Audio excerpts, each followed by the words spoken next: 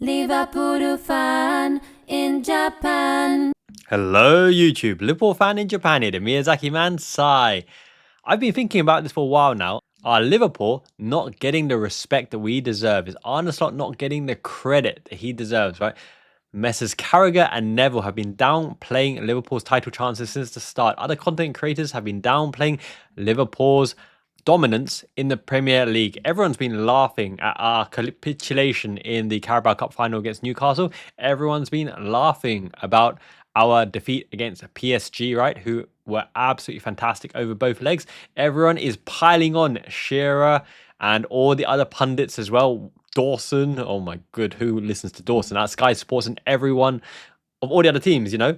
Clap Trent off, let him go into the sunset. He's given it all for Liverpool, not taking account for the fact that Liverpool fans know there's a way to leave Liverpool. The actions, you know, speak louder than words. The fact that he signed a 4-year contract when Robbo signed 6, Alisson signed 6. The fact that he's been quiet, he's not come out and said, okay, look, I am going, but I'm going to give my all until the last day, etc., right?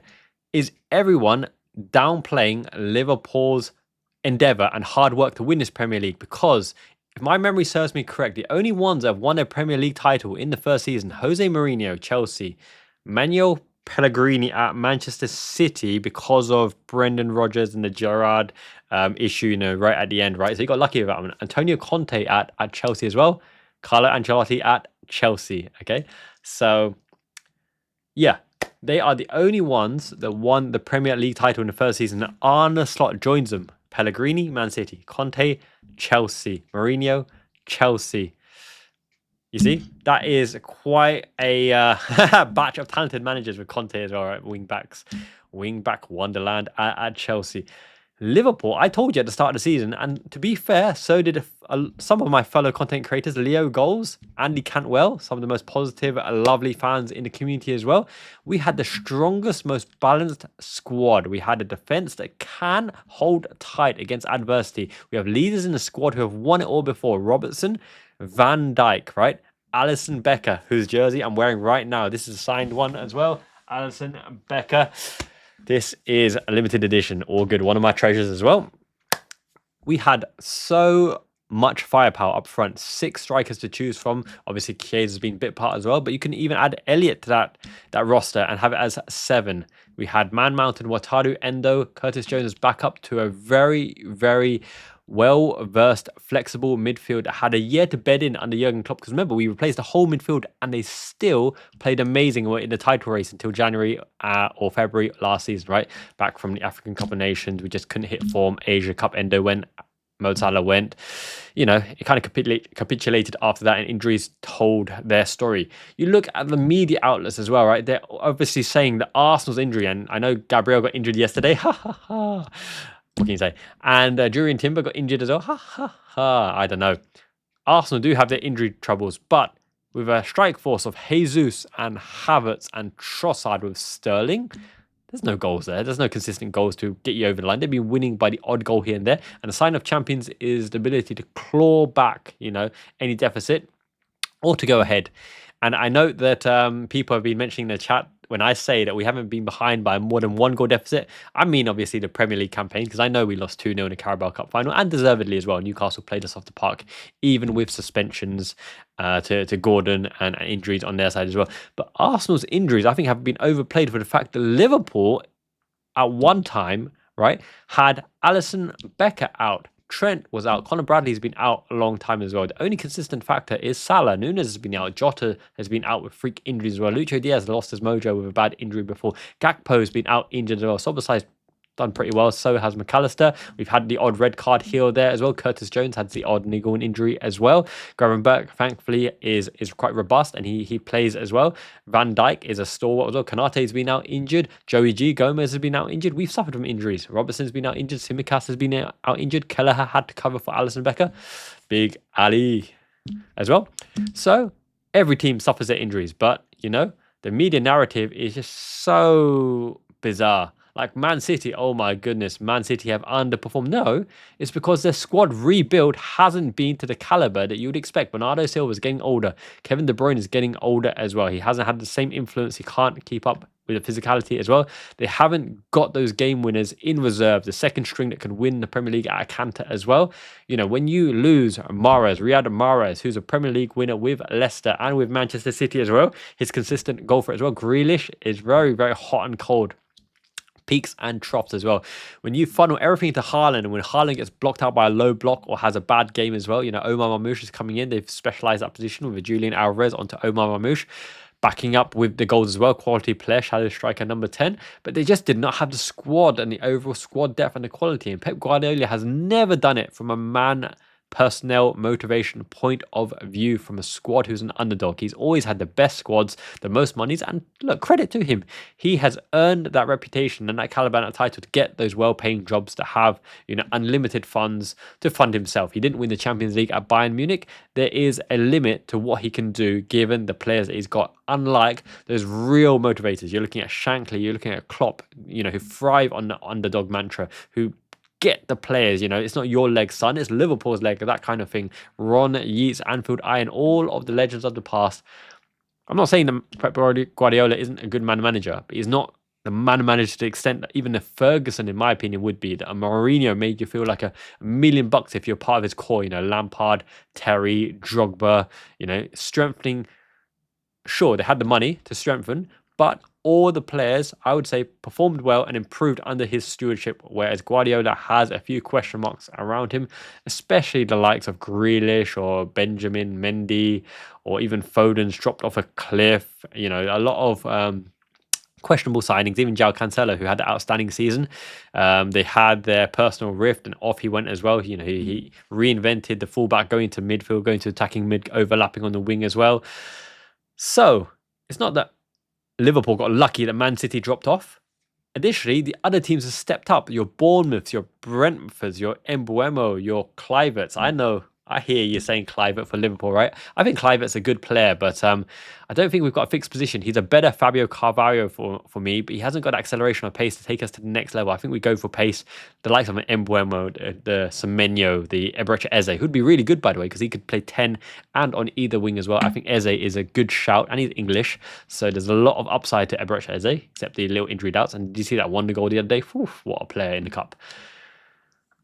I do think these teams, the Brightons, the Brentfords, even Aston Villa coming up into prominence into Champions League spots as well, they have shown that they can go toe-to-toe with a Manchester City. And when you don't stand off them and give them, you know, 80% possession and let them bundle the ball over the line with a lucky deflection, with a last-minute goal, you know, or whatever, when you fight against them, they haven't got that backbone, that spine, that leadership and that personality, or the absolute brute force of a Yaya Toure, for example, or Fernandinho with the dark arts of defending to take them over the line. Similarly, Chelsea blow hot and cold for. They've got a talented roster, a talented squad, money bags, you know, financial fair play stretching with 8-year contracts. All these teams have the ability to take points off an Arsenal, off a Manchester City, and have taken them through merit. Arsenal and Manchester City didn't deserve to win a lot of the games that they lost, whereas Liverpool have managed to scrape the barrel, scrape the 1-0 victories, being defensively solid, mix up the game plan between being direct, going into the transitions, holding the fort with a quality defensive display against Manchester City to pip them with a 2-0 victory, right?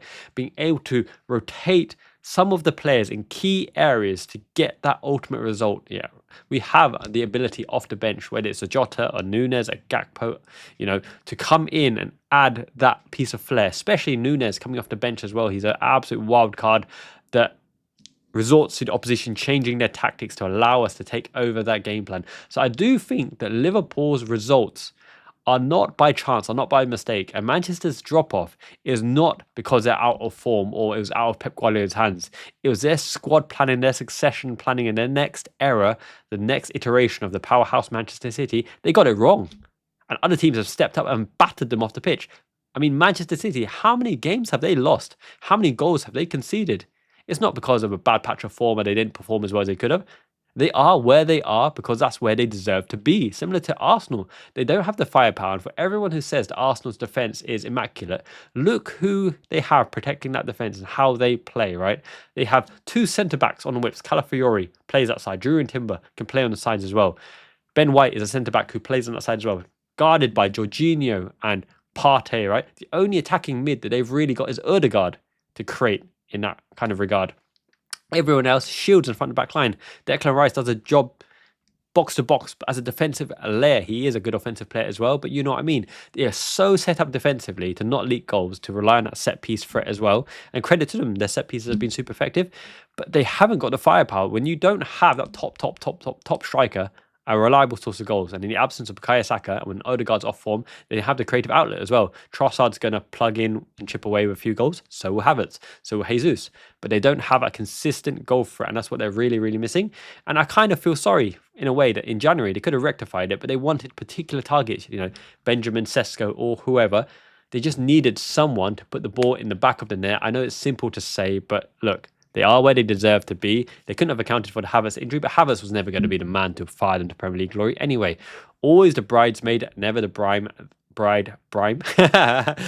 Oh my goodness, cooking up some Arsenal. Burn.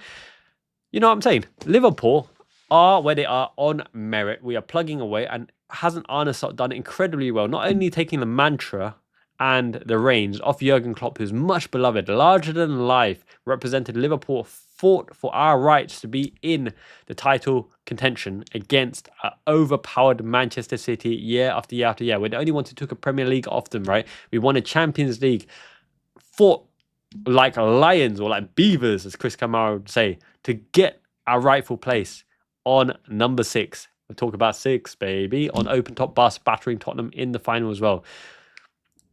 Putting up one of the best front threes in Premier League history in Firmino, Mane and Salah. Having that workman-like midfield that facilitated them as well.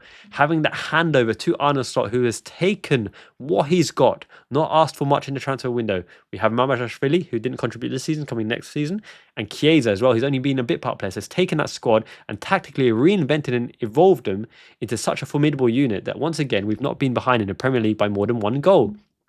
And we feel defensively comfortable when we're one goal ahead as well. And it's taken some absurd refereeing decisions, right, to claw Arsenal within, an actual glimmer of hope that Everton extended time, for example, and some of those awful decisions and that coot, that refereeing scandal and all kind of scandals, and no one could still catch up. So no matter what anyone wants to say, Liverpool or whatever, no one can argue that Liverpool have smashed United, Arsenal, City, Tottenham, Chelsea, and the nearest contenders on merit and on a level playing ground. Don't try to undermine Liverpool's efforts by saying Manchester City underperformed or Arsenal injury crisis. My goodness, it's kind of a tainted, jealous kind of facade, isn't it? That is bizarre. They just can't give credit where it's due, and I'm loving it, right? Their tears, their salty tears are delicious. When we win this Premier League and when we have that bus parade, and look, Newcastle had their bus parade called the EFL Cup and Carabao Cup, and fair play to them, right? I kind of respect them in a way because winning mentality, glory breeds confidence, and they deserve, everyone deserves it. We lost to a fantastic PSG side over 2 legs through penalties. We lost to Newcastle, who are a great team and on their day outperformed us. The Plymouth Argyle one was very questionable. Obviously, is about travelling down with Curtis Jones, travelling down but couldn't play the majority of the fixtures. We didn't have a core midfield then. Without the core midfield, the second string can't perform because you don't have the basis and axis. And Plymouth Argyle, they plugged away and they even went ahead against Manchester City in the next round, right? So, all things considered, Liverpool, I feel, are massively performing to the standards that they should. And everyone else are also performing to the standards they should. And when the things are leveled out in that regard, and when you look at Liverpool's squad in depth and the attributes and the personas and the players we have in that squad, and the fact that Arne Slot comes in with a reputation of keeping the players injury-free, even though he uses a small squad of 14, 15 players with the occasional extra sub as well, he will have learned a lot about this Liverpool team. He'll learn a lot about the Premier League, and the opposition will have learned a lot about Arne Slot. But there's no stopping the slot machine this season or next season, because I think we will evolve into the next iteration of the slot machine with real players to challenge the first team lineup, to force some of those players onto the bench, a starting striker, a starting left back, a utility midfielder, hopefully a Carlos Baleba at Brighton. That would be sick. That would be absolutely immense. And speaking of supporting Liverpool and supporting the channel, thank you to my mate, Soccer Atos. He gave my missus, Mamacita Mami Miyazaki Mama Mai, an England top, 3 lines on the chest. Take it away, Mai. Thank you to Soccer Atos for supporting the channel. Hello, thank you Soccer Atos for sponsoring this video. Look at this shirt, it's fabulous. And then look, really this is white. Make sure press like it and subscribe. And the best way to support this channel is through YouTube membership, right? It's only £2 to £3 a month. You go a long way to helping me make content consistently, because ultimately YouTube don't pay shiz, yo. The streaming platform Big Up, right? I will do the post-match, the post-Everton match review on Big Up. I will announce when that stream will kick off as well, because that will give me the actual clips to analyze. I can annotate and draw on the clips, the stills from the Everton matchup. Hopefully we batter them. We absolutely claim the 3 points, are on our way into the 15-point, 16-point tally that we need to rightfully regain our Premier League title and match Manchester United's Premier League tally as well. Oh my God, the United fans are crying. It's crying over there at United, the United stands, especially with Ineos and Jim Radcliffe in charge as well. So yeah, join me on Big Up for that stream. I will announce it shortly when I've scheduled it in. I'm due to talk to the owner of that streaming platform as well about some fixes and some bug fixes. But because I can use Premier League clips, right, they get copyright striked on YouTube. So I have to make sure that I use that particular platform. Join me on that stream. It was very interactive and very, very fun as well. Hopefully it goes without a hitch. Make sure you like this video. Help this channel grow. Subscribe if you haven't already. Miyazaki man, Ichiban. Thank you to all the members. I'll release members videos shortly. I've done a YouTube members of videos, right, on relegation candidates to target. Obviously, Wijnaldum done us very well. Robertson as well, done us really, really good. You know, first choice left back for years from Hull, 8 million thereabouts. Shaqiri, the power cube, we signed from Stoke as well. So check out that members video coming very, very shortly, as well as the next edition of the Wataru Endo book Jules translation. And once again, make sure you take advantage of a free 1-hour Japanese lesson with any of our qualified teachers. The description has the link for your free Japanese lesson. No payment details needed whatsoever. Enjoy it. Everyone deserves to learn Japanese. It's a great, great language. We've got new tutors, Chie Sensei and Hana Sensei. Make them feel loved. They are working with the new Japanese material that we have at the moment. So take advantage. Free Japanese lesson. Everyone come visit Japan once in your life. Until next time, Jane means ciao.